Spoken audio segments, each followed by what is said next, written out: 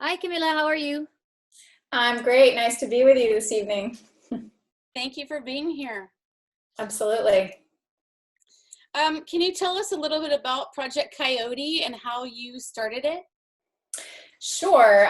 So I founded Project Coyote in 2008. We're a national nonprofit organization headquartered in Mill Valley, and our mission is basically to promote coexistence between people and wildlife through education, science, and advocacy. And we are national, and we advocate not just for coyotes, but all North America's apex predators, particularly those that are most persecuted, misunderstood, and maligned. So that includes coyotes, but also bobcats, wolves, bears, mountain lions, those species in particular that really have very few protections by our state and federal agencies. So we advocate on their behalf. We pass laws at the state and federal level. And we also promote coexistence, how we can better safely and peacefully coexist with these wild animals who are often our wild neighbors. Yeah.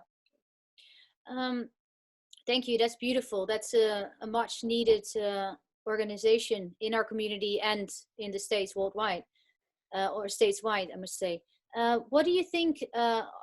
You've heard of the Howl In. How did you hear about it, and what do you think of the howling ritual for frontline workers? And do you participate? Yes, on all the above. So the first time I think I heard about it, I read an article about it, and I was intrigued, especially to hear right in Mill Valley, which is where we're headquartered. I live in Larkspur here. And shortly thereafter, after reading the article, I heard my first Howl In. And certainly here in Larkspur, where I live, every night at 8 p.m., there's the Howl In. And so, yeah, I think it's, we've done a lot of discussion about it internally within our organization and also with other related organizations. And I think there's something very beautiful about it with regard to not only recognizing the frontline workers, the essential workers who are, putting their lives on the lines around COVID-19, which is really, how it started, related to the music and the clapping in Europe. But also, I think, just on a very local level, there's that element of community bonding and bridging, amidst this real social isolation.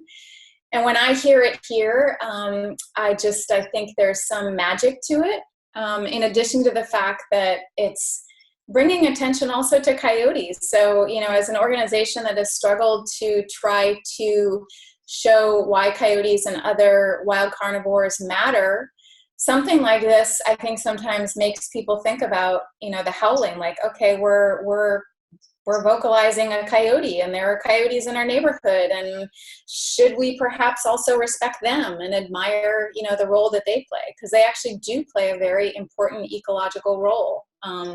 They help control rodents, among other key roles as a native species. So that element to me is really exciting. But I really think the community collaboration, that just reaching out with each other through our voices, I think can be very powerful. Thank you. Can you tell something about talking about the coyote and how valuable they are for us? Can you share something about that ritual of howling and the meaning of that and what we can learn from that as humans? Well, so I mentioned some of the elements that I think are valuable from, this community experience. That's really unique. I mean, choosing the coyote as that sort of bridge, and I view it as a bridge. We're bridging over our neighborhoods and reaching out to each other. And in my neighborhood, we can often hear the dogs pipe in. My dog is always joining in at 8 p.m. I have yet to hear coyotes join in yet, but I'm sure they're out there. So I think there's just that real special magical element to it. But in terms of your question about the importance and the role of coyotes, I mentioned that they do have a very important ecological role. They're natural rodent controllers. So we estimate every year one coyote can consume up to 1,800 rodents in a year. So instead of using rodenticides, deadly rodenticides that pose a great hazard to non-target animals, If we keep the coyotes and bobcats and foxes and other predators, raptors around, we don't have to use these deadly rodenticides. They also help to limit mesocarnivore populations. So mesocarnivores include raccoons, skunks, opossums, even feral cats. By limiting their populations, they're actually helping ground and songbird populations. So we know this through studies, for example, in Southern California, when you don't have a coyote in the ecosystem, or when there's lethal coyote control, this can lead to an increase in the mesocarnivore populations, and then therefore a decrease in the ground and songbird populations. So they actually can function as an apex predator in certain ecosystems, much like a wolf or a mountain lion. And so as such, they influence the ecosystem in what we call trophic cascades. So they have a significant impact on the biodiversity and the health of a local ecosystem. So they have a rightful place here, and it's just a matter of, figuring out how we coexist and how we reduce negative encounters. And there are many ways to do that, as we share on our website. Right. You mentioned that education is part of your organization to inform people about finding that right balance into how to coexist, how to value a coyote, how to live with a coyote or a bobcat or a mountain, like how to live with wildlife more in general. What are things people can do to inform themselves or to find a good way to live with wildlife? Visit your site, obviously. What are other things that you recommend? Well, I think education is the most important component, because what we find, especially as we become more urban as a populace, people are often disconnected from nature. There's something very real called nature deficit disorder, and that's a real problem, particularly for kids who are increasingly disconnected from wild nature, as whether on iPhones or computers, just a dangerous disconnect from the natural world. And the concern there is that as we look ahead and we look at protecting our environment, those who have no connection to wild nature and don't feel that connection are probably less inclined to actually do something to protect it. So it's a real concern for those of us who are in the conservation community. So we believe that education is fundamental to that, and learning why these wild animals matter, how we can peacefully and safely coexist. So lots of information on our website, and there are multiple organizations, Wild Care, which is our local wildlife rehab. We partner with them. We partner with Marin Humane Society, Marin County Parks. We actually all work together in putting out the consistent messaging about how we can live safely with coyotes and other wildlife. Wow, that's amazing. Thank you for all the work that you do.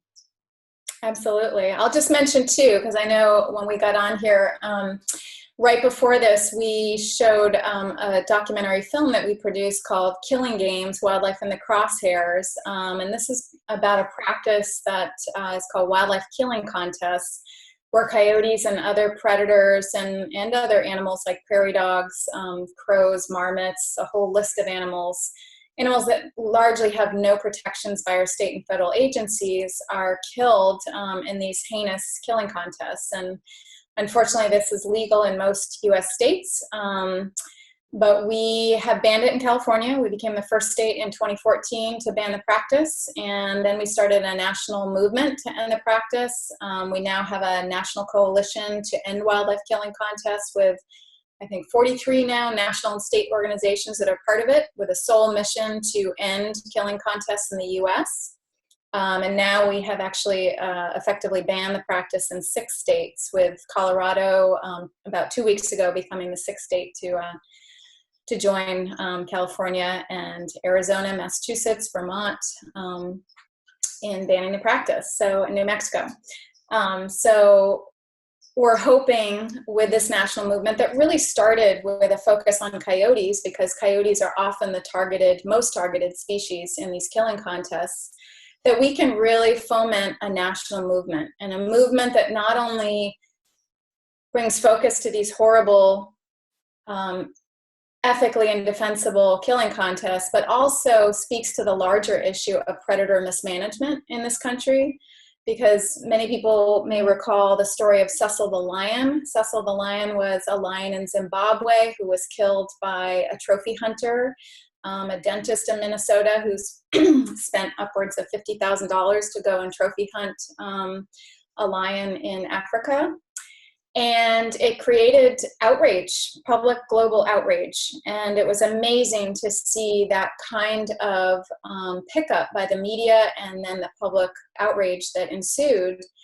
And part of what we try to do as an organization is point to the fact that we too in this country are killing our wild cats, our mountain lions, our bobcats, and our coyotes and these other species in these practices called wildlife killing contests, but also through trapping and trophy hunting and federally subsidized predator control programs.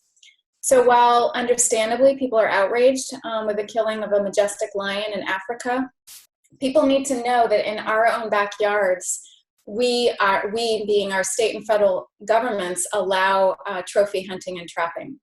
So we're really trying to bring attention to that and also end these brutal practices. How can we watch your new documentary? So right now, you can see the trailer on our website, projectcoyote.org. We are still showing it in film festivals across the country and these public screenings. So we don't have it posted right now on our website, but we did just start our first virtual screening this evening. This was for activists across the country, and we're hoping to do more and really get the issue out there. Congratulations. Yeah, beautiful. I hope it spreads far and wide and protects our wildlife.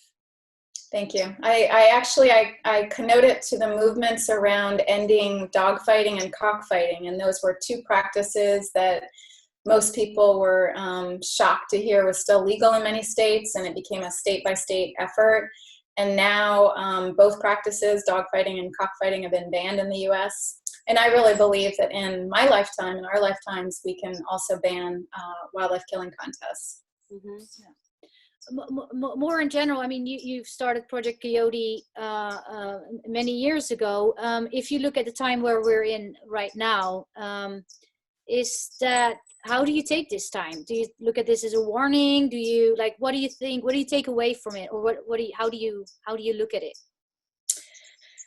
I think this whole pandemic has raised so many issues that are interrelated, and I'm finally starting to see in the media some coverage around the interrelatedness of, for example, the zoonotic diseases, the wet markets in throughout Asia, but also in California and New York. People don't realize that these wet markets we also have in the States. And there are correlations even to these killing contests. And that's one of the things that we've been speaking to some of our legislators about. For example, when killing contest participants kill a whole variety of animals, they bring them to what's called a carcass dump. And these animals are basically splayed open, often with viscera all over the place, and a complete health hazard. So not only do you have people who are gathering closer than 6 feet to each other, but they're also in areas where there are, carcasses of animals with a lot of pathogens. So there's a lot of connections. There's also connections to factory farming. We see the connections that are also talking about the workers in these farms now, in addition to the billions of animals that are slaughtered in factory farms. So all these things have interconnections. We're seeing some of the positive benefits of, for example, a reduction in greenhouse gas emissions and wild animals coming back into areas where humans have retreated from. Sea turtles getting to actually go onto beaches and lay their eggs without human harassment. So hopefully out of this, there will be lessons learned that we actually use and implement into policy, into law, into international treaties. So those are some of the silver linings that I hope emanate from this. And we are starting to see some of that happen already. So there's hope. You take of this as something that we can draw hope from also. Absolutely. And every night with that 8 p.m. howl, that's where I'm at. That's where our team is at, is really staying with that hopefulness. I will say when we had our victory in Colorado and we became the 6th state in the nation to ban the killing contest, the howl that erupted that night across the West. I mean, I was talking to one of our science advisory board members who's in Colorado, and she just did a little webinar on the wolf howling that has been emanating from certain areas in Montana and elsewhere. So I see this howl and this bridging with communities as a celebration, as obviously an acknowledgement, as we said, for those essential and first line workers, but also that collaborative spirit, that hopeful spirit, and that connection that I think is so vital for all of us. Do you feel that the howling movement will keep moving forward? Where do you see it going from here? That's a good question. I wonder, I hear it different nights here. Sometimes I hear it more powerfully than other nights, and it seems to wane sometimes. And I also feel that waning reflects sometimes the oppression that we sometimes feel around all of this, because there is a darkness with what we're all experiencing. So it's interesting to see those waves, I feel, emanating in the external howl, but whether it will persist, I don't know. My hope is that the energy and the thought behind why it started will persist, that acknowledgement of those who are really putting their lives on the line, and the effort to connect through community. Mm-hmm. I hope that too. Yeah. Mm-hmm. Yeah. Yeah, and we're really thankful to partner with you and to be connected with you through this, and hope that a lot of people will start to dive into educating themselves a little bit more about your organization and what they can do on a larger scale to live in coexistence in a healthy way with lifestyle. And that this time, indeed, as you say, is something we take on a positive note into finding a good balance in life, and making choices that we really stand behind. Thank you. It was just, I have to say, when I got your first email about your effort here, it was just, we had just been talking about the howl and connecting with the science advisory board member I mentioned up in Colorado. So it's kind of perfect timing, and I'm just really grateful to you both too for what you're doing, because it's all about that community and, connecting with people who we might not have connected had this not happened. So mm-hmm. Yeah. Glad to be part of the pack with you, Camilla. Awesome. Oh, yeah. Oh. We'll hear you tonight at 8. Thank you so much for your words and everything you shared. And we'll take that. Thank you both. Bye. Thank you. Bye.